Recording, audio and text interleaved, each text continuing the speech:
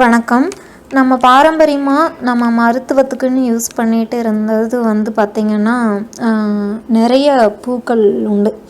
அதில் ஒன்று பூவரசம் பூ. அதாவது இந்த பூவரசம் பூவோட அந்த பூவரசம் மரத்தோட இலைகள், பூக்கள், காய்கள் எல்லாமே மருத்துவ குணம் நிறைஞ்சிருக்கு. நம்ம சின்ன வயசுலலாம் பூவரச மரம் நிறைய பக்கம் இருக்கும். ஸோ நம்ம அதில் சும்மா அந்த பம்பரமெல்லாம் செஞ்சு விளையாடுறது உண்டு சின்ன வயசில். இந்த பூ பார்த்திங்கன்னா ஒரு மஞ்சள் கலரில் பூக்கும். இந்த பூக்கள் நிறைய மருத்துவ குணங்களை கொண்டிருக்கு.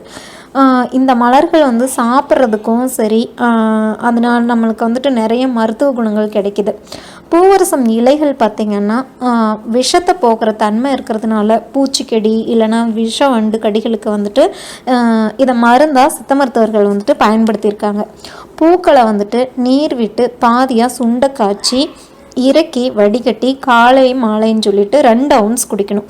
இந்த மாதிரி தொடர்ந்து 3 நாட்களுக்கு நம்ம குடிச்சிட்டு வந்தோம் அப்படின்னு சொன்னால் அந்த விஷக்கடி மூலமாக நம்ம உடம்புல ஏற்படுற ஊறல், தடிப்பு, அரிப்பு, மயக்கம், சோம்பல் இதெல்லாமே நீங்கும். இதை எப்படி குடிக்கணும்னு பார்த்திங்கன்னா ஒவ்வொரு டைமுமே கஷாயம் ஃப்ரெஷ்ஷாக ப்ரிப்பேர் பண்ணணும். இன்னொன்று 3 நாட்கள் குடிச்சிட்டு 3 நாட்கள் இடைவெளி விட்டுட்டு திருப்பி 3 நாட்கள் சாப்பிடணும். இன்கேஸ் உங்களுக்கு பூவரசம் பூக்கள் கிடைக்கல அப்படின்னு சொன்னால் அந்த பூ பொடி பொதுவாக கடைகளில் கிடைக்கிது. நம்ம அதை வாங்கி கூட நம்ம யூஸ் பண்ணிக்கலாம். அதே மாதிரி சொறி சிரங்கு அவஸ்தைப்படுறவங்க இந்த பூவரசம் பூவை அரைச்சி அது மேலே பூசி வந்தோம் அப்படின்னா தோல் மென்மையாகிறதோட மட்டும் இல்லாமல் சொறி சிரங்கு குணமடையும். அது மட்டும் இல்லாமல் இந்த தோலில் ஊறல் நோய்கள் ஒரு சிலவங்களுக்கு அந்த ஊறல் மாதிரியெல்லாம் ஏற்படும். அந்த மாதிரி இருந்தாலும் கூட அவங்க இந்த அப்ளை பண்ணலாம்.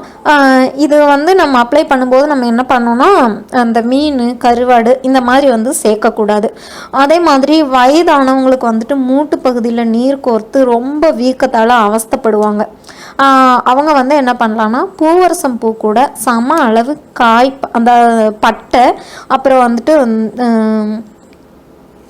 சம அளவு காய் இதை எடுத்து நல்லா எண்ணெயில் சேர்த்து காய்ச்சி மூட்டு வீக்கங்கள் இருக்கிற இடத்துல நம்ம பூசிட்டு வந்தோம் அப்படின்னா வீக்கம் குணமடையும். அதே மாதிரி பார்த்திங்கன்னா இது கசப்பு சுவையும் துவர்ப்பு சுவையும் இருக்கிறது. ஸோ இதை நம்ம கால்நடைகளோட ஏதாவது வயிறு கிருமியை நீக்கிறதுக்கும் இதை நம்ம யூஸ் பண்ண முடியும். பூவரசம் காயை உடைச்சோன்னு வச்சுக்கோங்களேன், அதுக்குள்ளே மஞ்சள் நிறத்தில் ஒரு திரவம் வரும். அதையும் நம்ம தேமல் இல்லைனா படம் அந்த இடத்துல தடவுனா அந்த அரிப்பு நீங்கி தேமல் மறையும்.